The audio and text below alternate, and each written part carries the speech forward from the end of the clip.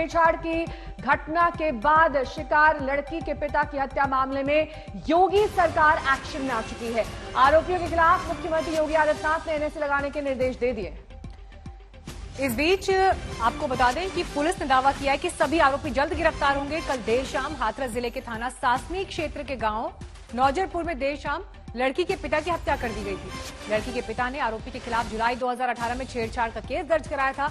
इसके बाद आरोपी 1 महीने जेल होकर आया था।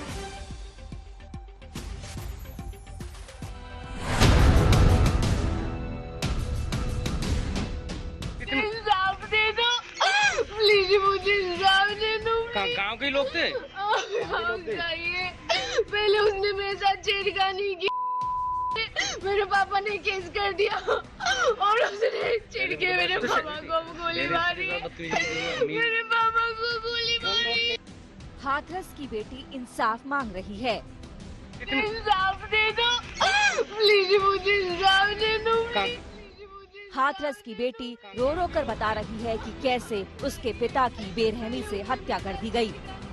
मेरे पापा को यहाँ गोली मार दी, यहाँ मार देता, यहाँ क्यों? उत्तर प्रदेश के हाथरस की ये सनसनीखेज वारदात सोमवार की है। बताया जा रहा है कि हाथरस जिले के थाना सासनिक क्षेत्र के गांव नौजरपुर में देर शाम इसी खेत में आलू की खुदाई कर रहे एक शख्स पर ताबड़तोड़ गोलियों से हमला किया गया। जख्मी हालत में उसे अस्पताल ले जाते वक्त उसकी रास्ते में मौत हो गई। इसमें सूचना प्राप्त हुई है कि 4 अज्ञात व्यक्तियों ने एक व्यक्ति जो अपने खेत में आलू निकाल रहा था उसकी गोली मार के इन्होंने हत्या कर दी। मृतक की बेटी के मुताबिक उसके पिता पर गोली चलाने वाला शख्स गौरव शर्मा है, जिसके खिलाफ उसके पिता ने छेड़छाड़ की शिकायत दर्ज कराई थी। 6-7 लोग थे, मेरे पापा को यहाँ गोली मार दी, यहाँ मार देता, यहाँ क्यों? पहले केस चल रहा है, आलू की खुदाई चल रही थी, मेरे पापा को कोई मतलब नहीं किसी से, मेरे पापा गोली मार दी। पुलिस के मुताबिक गौरव शर्मा के खिलाफ लड़की के पिता ने जुलाई 2018 में छेड़खानी का केस दर्ज कराया था। उसी महीने गौरव शर्मा की गिरफ्तारी भी हुई थी, लेकिन 1 महीने बाद ही वो जेल से बाहर आ गया। तभी दोनों परिवारों के बीच मनमुटाव चलने लगा। इसी मनमुटाव ने कल हिंसक रूप ले लिया। जो ये मुख्य आरोपी है, उसकी पत्नी तथा उसकी मौसी गांव के ही एक छोटे से मंदिर में पूजा करने गए थे, जहां पर पहले से ही मृतक की दोनों बेटियां मौजूद थीं। इन महिलाओं के बीच में आपस में पुरानी रंजिश को लेकर कहासुनी और विवाद हुआ। उसके उपरांत एक तरफ से आरोपी तथा दूसरी तरफ से मृतक मौके पर आ गए और फिर उनके बीच में हॉट टॉक हुई। इस हॉट टॉक के बाद आवेश में आकर अपने परिवार के ही कुछ लड़कों को वहां मौके पे बुला लिया और मृतक पे फायर कर दिया। आरोपी अभी भी पुलिस की गिरफ्त से दूर है। हाथरस की बेटी का रो रो कर बुरा हाल है। हाथरस की बेटी को इंसाफ चाहिए। इंसाफ दे दो प्लीज, मुझे इंसाफ दे दो। गांव के लोग थे? हाथरस से राजेश सिंगल के साथ आज तक ब्यूरो।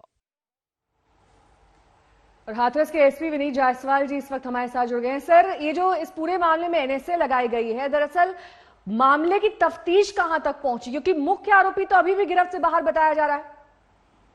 ये देखिए, कल देर शाम की ये घटना है जब इनकी दुखद मृत्यु अस्पताल में हो गई।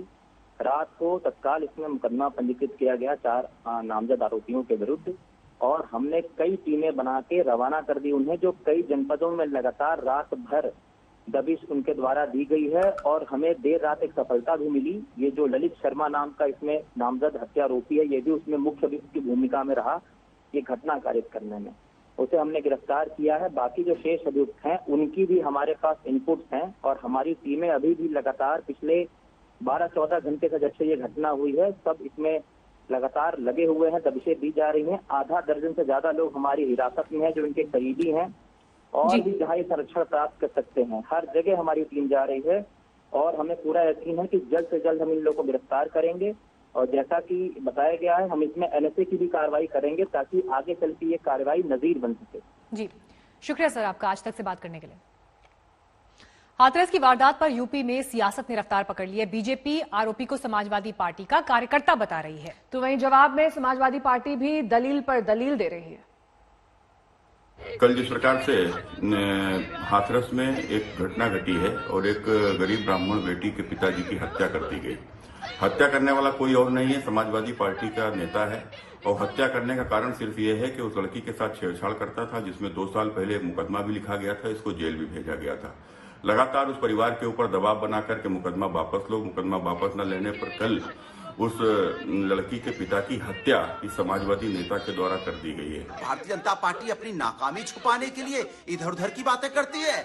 आपके पास कुछ है नहीं, आप महिलाओं का सम्मान नहीं बचा पा रहे हो, महिलाओं के न्याय नहीं दिला पा रहे हो, तो इधर उधर की बातें कर रहे हो। ये शर्म की बात है, बहुत शर्म की बात है उत्तर प्रदेश सरकार के लिए कि अपनी नाकामी छुपाने के लिए इधर उधर की बातें कर रही है, लेकिन उत्तर प्रदेश के अंदर में जंगल राज नहीं रोक पा रही है।